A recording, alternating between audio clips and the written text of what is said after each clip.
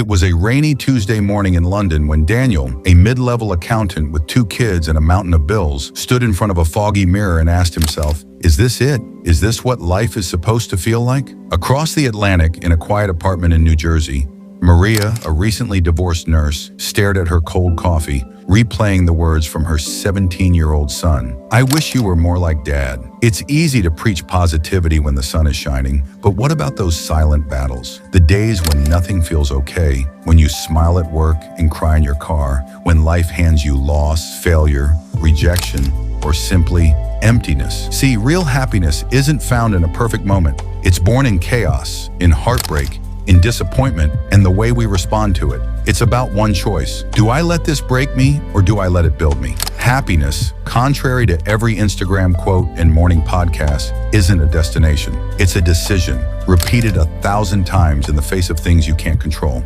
Let me tell you about James. He lost his job in the middle of winter, 2 days before Christmas. He had no savings, 2 kids expecting gifts, and a partner silently battling depression. Anyone else would have crumbled. But James, he wrote one line on a sticky note: "I will not let this define me." And every morning, he read that note until his brain believed it. He started driving Uber at night, volunteered at a food bank during the day, and slowly built back not just his income, but his joy. Because serving others gave his pain a purpose. Now here's the thing most people don't realize. Your brain doesn't care what's real. It believes what you repeat. Tell it every day that you're hopeless, and it'll show you every reason you should be. But train it, even in small moments, to find meaning in the mess. And suddenly, life starts feeling lighter. Happiness is not pretending everything is fine. It's acknowledging that it's not, and still choosing to dance in the rain. Like Emma, a 28-year-old graphic designer from Manchester who battled anxiety for 5 years. Her trick? A one good thing journal. Every night, no matter how terrible her day was, she wrote one good thing: a compliment, a warm coffee, a funny meme. Over time, her brain started looking for those good things by default. That's neuroplasticity, rewiring your mind for joy. The world will always throw storms at you: financial struggles, relationship pain, mental health battles. But if you anchor your happiness to outcomes, if you say, "I'll be happy when," you'll always be chasing it.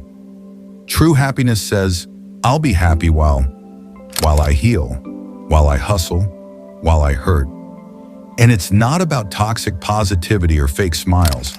It's about resilience, about looking life in the eye and saying, "You can bruise me, but you won't break me." The happiest people aren't the ones who have the best circumstances. They're the ones who decide to find meaning in every circumstance. That's the real secret. So whether you're watching this from a small flat in Birmingham or a studio apartment in Brooklyn, I want to remind you, you are allowed to feel, you're allowed to cry, but don't let your bad moments convince you it's a bad life. Choose joy, not because everything's perfect, but because you deserve peace even when it's not. Every sunrise is proof you've survived all your worst days. So hold on. Happiness isn't out there.